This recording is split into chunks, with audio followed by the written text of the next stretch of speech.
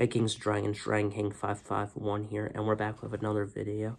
This one's obviously about the NFL Draft, which is only a week away, basically. April 29th, I think, is the start of it. And this is all about who I think the Giants are going to get. So, there are three options here as of now. We have Azeez Ojulari out of Georgia. He's a outside linebacker, edge rusher like Lorenzo Carter. So obviously he could play the other side, and two former Georgia teammates or from the same college can play with each other. And that's all I have to say about him. I mean, I didn't really watch these guys. I wasn't really watching a lot of players, so I really can't describe what he's good in and what he's not good in. But the Giants have their eyes on him, so I think he might be a very good fit for us. We need defense of players. Obviously, we signed Leonard Williams back. We also signed Kenny Golladay on the offensive side. So that brings me up to my next player, which is obviously their first option, Jaylen Waddle. Obviously, Azeez Ojulari was their third option. Is in my book, I have that as the third option. Kitty Paye is their second option out of Michigan, who's a defensive end, and I feel we need that. And then also their first option is Jaylen Waddle for Daniel Jones. Now, yes, they got Kenny Golladay. Do I think they'll draft an offensive lineman? Maybe. I mean, it's possible that they'll need some depth there. Obviously, we have some guys coming back, though, since they opt out of the season. So, some of the offensive linemen are coming back. But, yeah. I mean, Jaylen Waddle is a good wide receiver. He played pretty well in the national championship game. He's still kind of injured, though, so I hope he's all right and he can play as soon as the season starts if we get him. Personally, I feel defense wins championships. I don't feel we need offensive players, but I mean, a lot of people are going to probably complain and say, yes, we do. We need offense. And I'm like, yeah, you need offense, but you also need defense to stop the ball and get themselves off the field. Maybe get them only 3 points instead of a touchdown, or get them to punt, or get an interception, get a takeaway. I mean, turn that into positive points so the offense can score. But at the end of the day, you also need that pass rush that I feel the Giants haven't had since 2008 and 2012. They haven't had it for a couple of years now, 5 years since they played the Patriots in the Super Bowl. Now, my fourth option here, which is the worst option of them all, and I personally don't think they will do it, is trade the 11th pick to someone and get a player out of it from that team. So, personally, it's like, do you get a running back? No, because you have Saquon, and then you also have some backup running backs that are going to play really well. Do you get a tight end? Maybe. Do you trade Evan Ingram? I think they might trade Evan Ingram. If they trade Evan Ingram, they might try to get a higher pick on that board and try to get two guys. So, I mean, that would be strategic. I mean, Gettleman did do that, I want to say last year, but I think it was the year prior. I don't remember which year it was. 2018, where he got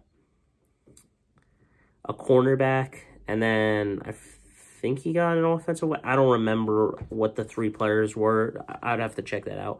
But that's what he did. He traded up and traded away a second rounder to get another first rounder. So I think we got 3 first-round picks that one year, which was pretty solid out of us. But I don't know. The Giants need to figure out what to do, because personally, I think Dave Gettleman is just not our guy. He's wasting people's talent and not developing them properly. I mean, Saquon's already had 2 injuries back-to-back seasons, and it's not good. The first one wasn't so bad. I mean, he came back off that injury, able to get another 1,000 rushing yards. The following season, this season he tore his ACL and freaking broken and didn't have a good season. Now, I mean, yeah, we won some games, but the reason I don't think Dave Gettleman is the right GM for us is that, yeah, I'll see what he does this year. If he does all right and the Giants turn their season around, and Daniel Jones and Dave Gettleman both prove me wrong, then yeah. But until then, I still do not see that progression of DJ providing. So if he plays bad this season, he's gone. You can't play pretty good one season, have 3,000 passing yards, 24 touchdowns, 12 interceptions, and expect you to be the starting quarterback the following year. Yeah, I guess they stayed with him because they think he's still their guy. But you can't be bad, pretty good 1 year, average, B+ maybe, and then be a D- or an F next year, only throw for 2,000 yards or 1,500, and the interceptions still pile up and you're not taking care of the ball. This is his last chance. If he, I don't know, if he does all right, they might keep him.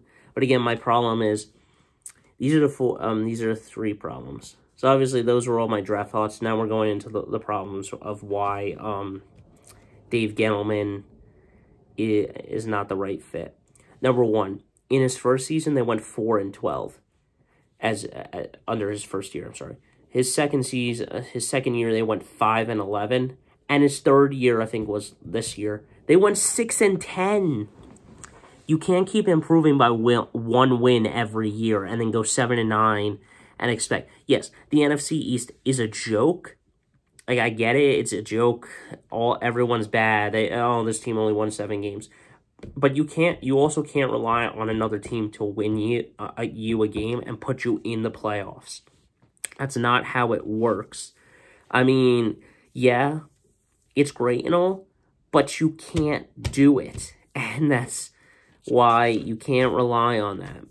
So, I mean, if the Giants somehow go 9-7 and the NFC East is pretty bad, that's a good improvement, but not good enough to be a stellar team. We need to win at least, I want to say 10 games is doable. I mean, there's 17 games now, so I say go 10-7.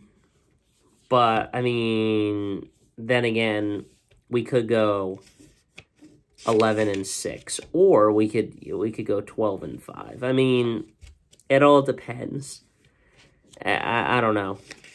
Well, let me know what your thoughts are down below, guys, on who we think we're going to draft, and if the Giants season is actually going to be really good and they'll go 12-something or win at least double-digit games. But until next time, guys, don't forget to stay radical. I'll see you in the next one. Those are all my thoughts for the Giants, and I'll catch you in the next one.